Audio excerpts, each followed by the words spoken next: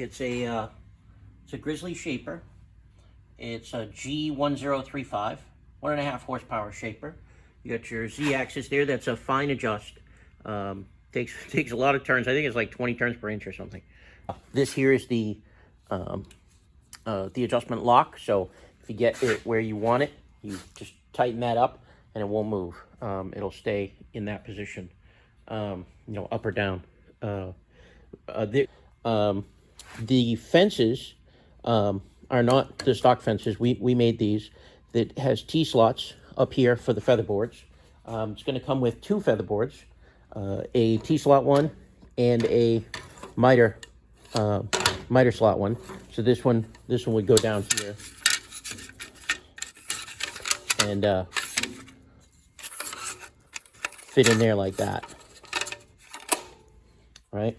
And then the T-slot one, I'm doing this with one hand, would fit up here. You'd push those in there and you'd be able to put that there. There are risers that you can buy for these if you want to separate, if you want to pull it out a bit. You can do that same thing with this one, right? But both of those, these feathers come with the machine. You're going to get 2 push blocks. This is like a rubber conveyor belt material that I made.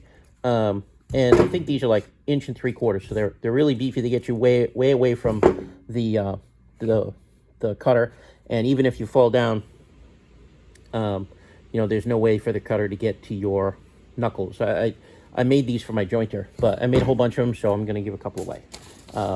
This is like a $100 option. It's for a router bit, but I don't recommend you use that. You use that with this.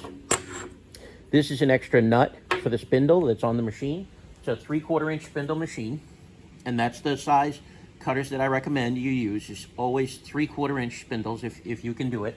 If not, then bigger. Don't ever put a router bit on this machine. And then comes with the manual. This is a PDF, but it's downloadable off the Grizzly's website, but I like to have them printed, so I made one. I bound it on the wrong side, but it still works just fine. It's really detailed, right?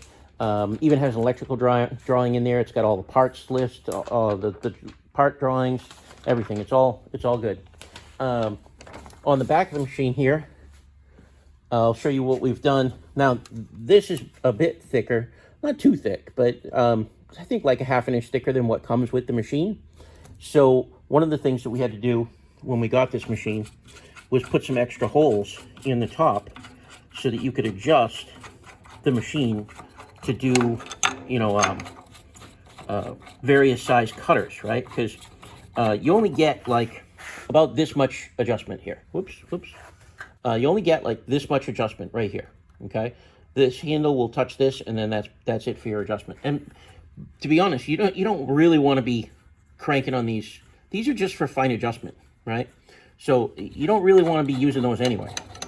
It's just time consuming. You got to do this one, and then you got to do this one over here, and it takes a lot of turns because they're fine adjustments, and I just don't see the point of it.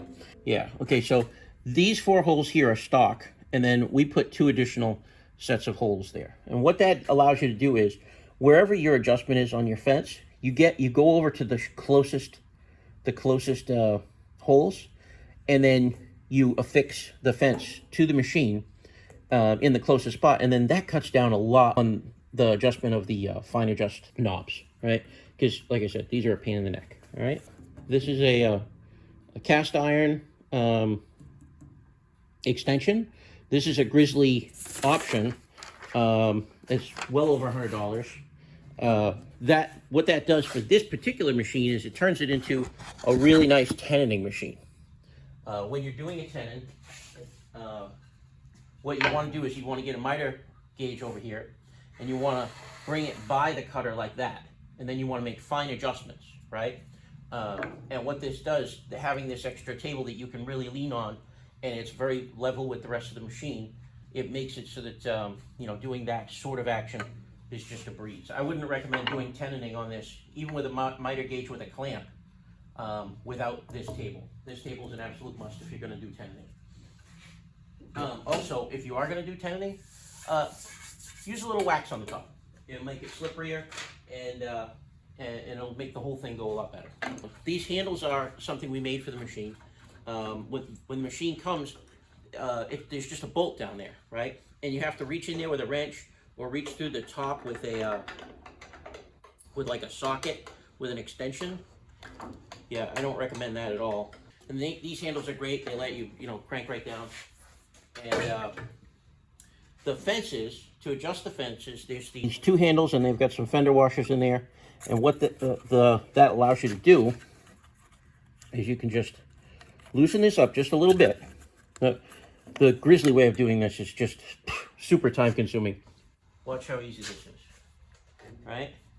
I just pull it out and push it back in, right? And then I can go right where I want, because you want to be as close to the cutter as you can get to get the best possible support for the wood, right?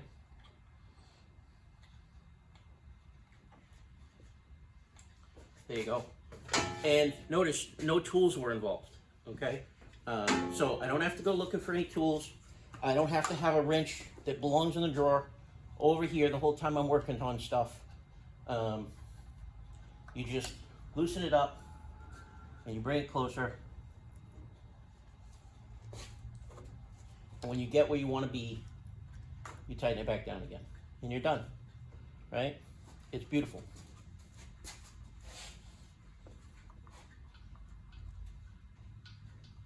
Now, it might look like this is fiddly. It's fiddly, because I got thick fingers, and trying to get in here and operate these little tiny handles is a pain. But trust me, way, way better than Grizzly's solution.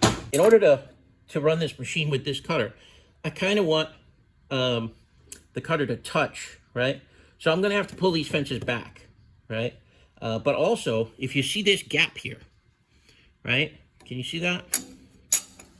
There's a gap there, and there's a gap over here as well.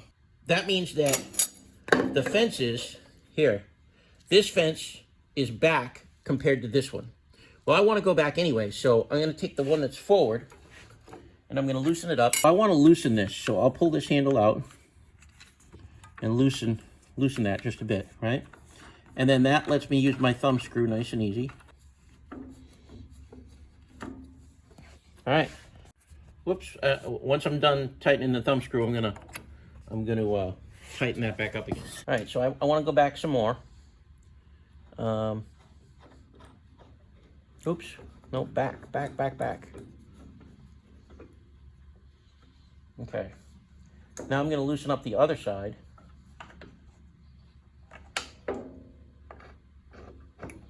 Because I have to bring them back. Oops. Basically the same amount.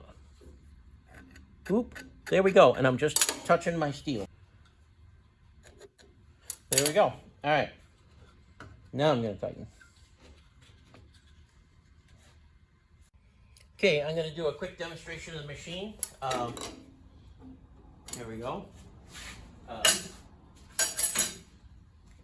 need that.